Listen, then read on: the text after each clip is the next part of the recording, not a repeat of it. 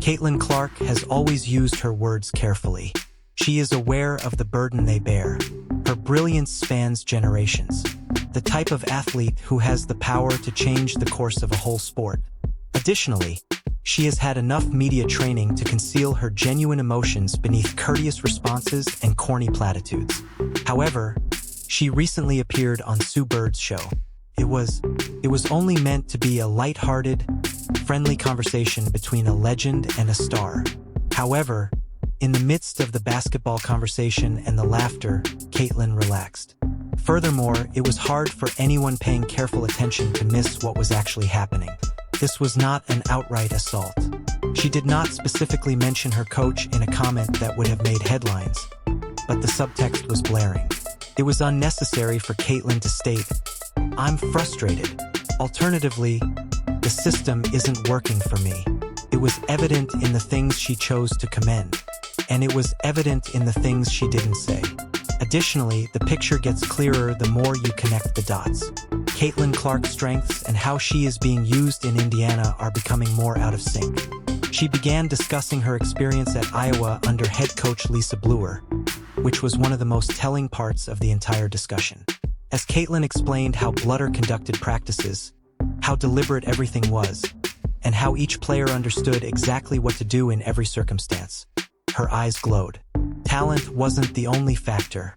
It was about accuracy, planning, and a culture in which everyone was in agreement.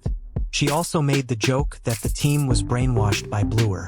Not negatively, but in the sense that each player's responses were so natural because they were so embedded in the system. Everyone understood exactly where to move, who to screen for, and where the next pass was going if one player drove to the hoop. It was the best basketball choreography ever performed.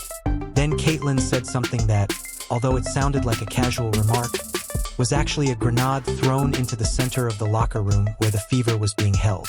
I still ask myself, how do people not know where to move in a professional setting? I still find it mind-blowing.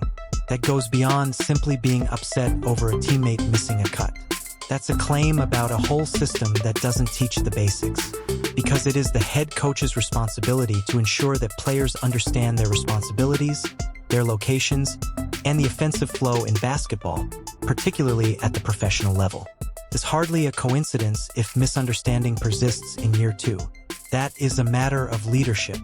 You've witnessed it firsthand if you've been following the Fever this season.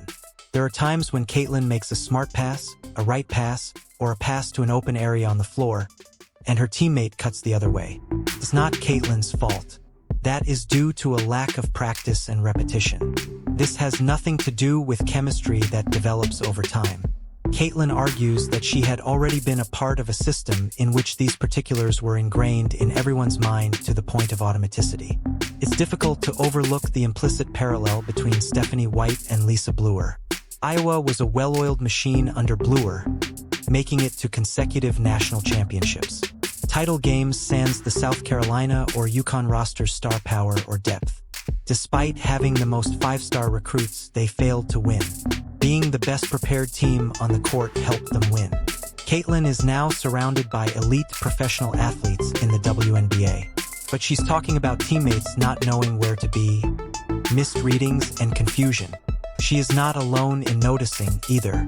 On social media, pundits, experts, and even fans have noted that Indiana's attack frequently appears fragmented, particularly in contrast to the speed and fluidity of teams like New York or Las Vegas. The ball remains in place.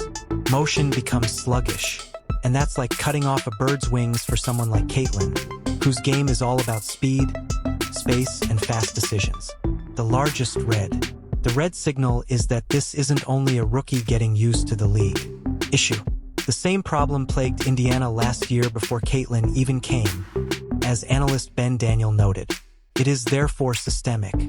If it's systemic, coaching philosophy is its foundation. Which brings up the interview again. Caitlin omitted names. She didn't have to. When your college coach is praised for organizing practices so well that everyone understands their function, you instantly compare it to your professional experience and think that it's amazing. That gamers are unsure on where to go. The connotation is obvious. It's not resentment. It's not petty.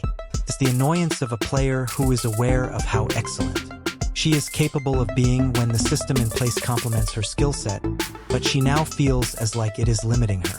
Because Caitlin Clark avoids unintentional interviews, this initial rift in her PR armor is significant. You have to wonder what she's thinking during games when those same breakdowns are happening, and more significantly, what she's saying in private if she's speaking this much in public. It was at this point that the curtain began to lift. Caitlin wasn't merely thinking back on her time in Iowa. In her own cautious manner, she informed us that something was wrong in Indiana. And if you're in charge of Fever management, you can be sure that every fan and the rest of the league heard you clearly. She wasn't merely calling attention to a lack of planning. She was implying something more profound, which, if you've been paying attention, has been apparent throughout the season. Pay attention. The player she truly is doesn't fit the way she is being used in Indiana. Freedom has always been the foundation of Caitlin Clark's game. Freedom to push the ball, set the pace, and open doors before the opposition can react. That freedom served as the cornerstone of her success at Iowa. She wasn't just another puzzle piece. She was the component that put the puzzle together in real time. That style was embraced rather than repressed under Lisa Bluer. It's a different tale in the WNBA. Under Stephanie White, the Fever system is much more controlled, slower, and more intentional. The ball is being shared rather than Caitlin controlling every possession. Her innate inclinations are being filtered via a framework that moderates the pace. Appears to be made to reduce risk, even at the expense of lessening her influence. That podcast conversation with Sue Bird was the most obvious indication of this. Caitlin was talking about how she finds those quick, unpredictable lanes that only she can see, pushes in transition, and creates off the break to achieve a lot of success. She began to describe the type of player she isn't, then abruptly stopped, shrugged, and shifted the topic. It wasn't an accident. It was a calculated moment. It would have made headlines if she had completed that phrase. Although Caitlin Clark acknowledges that the Fever system isn't for her, the evidence is everywhere in the courtroom. She related how she started the fourth quarter with a few turnovers in a recent game versus New York, which was one of her finest of the season. White called it a teaching moment and hauled her out. Caitlin was in transition with Kelsey Mitchell open in the center when she checked in again. She had never hesitated to make a pass like that in her entire life. She didn't chuck it this time, though. She grinned at her instructor after pulling the ball out and subsequently acknowledged on camera how difficult it was for her to resist. That is the issue in one picture. Caitlin is being asked to do more than simply make better choices by the Fever. She is being taught to question the very instincts that made her so successful. Additionally, indecision is risky for a player like her. Her strategy is to act before anybody else notices the opportunity and read the floor in an instant. If you remove that, the magic will also be gone. Caitlin is aware that excellence entails risk. She even stated it. There will inevitably be turnovers when others won't try the plays you're making. LeBron James, the all-time NBA leader in turnovers, is her example. Since they are aware that the benefits outweigh the potential setbacks, no one urges LeBron to be cautious. However, in Indiana, it seems as though she is being instructed to play with a governor on, akin to a sports car that is unable to reach its maximum speed.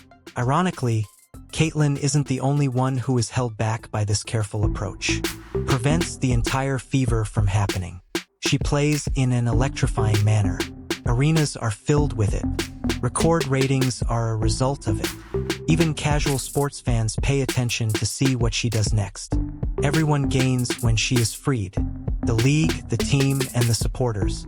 However, the stuff on the floor feels normal when she is bound, and normal doesn't. Fans are not blind, and they can make a difference. They are able to distinguish between following the system mode and letting Caitlin cook mode. One is basketball, which is a must-watch. The other is only a different game. Every time she is compelled to slow down, back off, or pass on a risk she knows is worthwhile, the Fever loses a little of the spark that once made them famous across the country. Here, the risk isn't simply that she is being short-term constrained. It's because this system may eventually dull the very instincts that make her unique. For a team that has been out of the spotlight for years, You can't expect your competitive edge to remain razor-sharp by suppressing it season after season. It's more than just a poor tactic. It's a missed chance. And the stakes increase at that point since Caitlin Clark and the Indiana Fever are no longer the only factors involved. This concerns the WNBA in general and the trend it has been following ever since Caitlin took the national stage. A Fever game isn't the only reason people are there. They are coming to visit her. Fans travel hours to see her perform live, and entire venues are crowded with them, all sporting her jersey and holding handcrafted signs. Sales of tickets surge during her scheduled time. When she's on the court, TV viewership skyrocket. Because she is a movement rather than just a celebrity, sponsors are lining up. The following fact should keep Fever management awake at night. That movement hinges on Caitlin Clark being herself, not a slower, more subdued version of herself.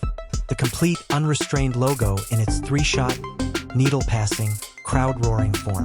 People are purchasing tickets for that reason. Because of this, the WNBA is now relevant to those who previously didn't care. She is also aware of it. When the topic of her injury came up in that same interview, Caitlin acknowledged that she feels obligated to be there for her supporters. She stated that because she is aware of the time, money, and effort people invest, she will attend every away game whether she is participating or not, merely to see her. Then she made a statement that ought to have raised suspicion. Every executive office is ringing. Giving folks something to shout about and applaud about is what you desire. Go beyond the obvious. She's speaking about putting on a show, about giving those performances that leave onlookers in awe and become lifetime followers. And she is currently finding it more difficult to accomplish that because of the way she is being utilized. Jason Whitlock was direct. There are admirers of Fever and Caitlin Clark. The performance that Caitlin Clark puts on is more important to many of her followers than the ultimate score. They would rather see her score 35 points in an exciting defeat than watch her score 12 points in a plotting victory. Traditionalists may shudder at it, but it's the truth. After years of safe system-based basketball, the WNBA failed to gain popularity. Caitlin Clark worked at Iowa under Lisa Bluer. She demonstrated that winning and excitement are possible. She didn't have to decide between competing for titles and entertaining the audience. She did both. She also developed a fan base that is currently driving the league's largest expansion in its history. The value of teams has doubled. The new agreement for media rights is more than $2 billion. And it's no accident. The Caitlin Clark effect is that. So why put the golden goose in a system that mutes all that makes her unique and run the risk of killing her? What's the point of making the league's most marketable and dynamic player merely another cog in the wheel? That worry wasn't allayed by Stephanie White's recent remarks following a heated victory sans Caitlin. When it's not about you and it's about the whole, it makes the struggles worth it, she said, praising the group effort. That sounds, on paper, like a coach discussing team basketball. However, it lands differently in context, particularly when paired with everything Caitlin has said. It serves as a subliminal reminder that no athlete, no matter how great, can outshine the system. Here's the problem, though. The system is not as big as Caitlin Clark. Not because she feels superior to the team, but because her ability to play her game the way she wants is essential to the league's expansion, the Fever's relevancy, and the visibility of sports. Caitlin Clark is still needed by the WNBA. It requires more. There is no more obvious decision facing Indiana's management. Keep the governor running, observe how the energy wanes, the stands get deserted, and either slow down to a crawl or remove the once-in-a-generation momentum. Ride the wave as far as it will carry you, and let her play the way she is wired to play. Because you're not just restricting a player if you continue to hold Caitlin Clark back. You're preventing women's basketball from reaching its full potential. Eventually, you won't allow the kitchen. It will close once she cooks.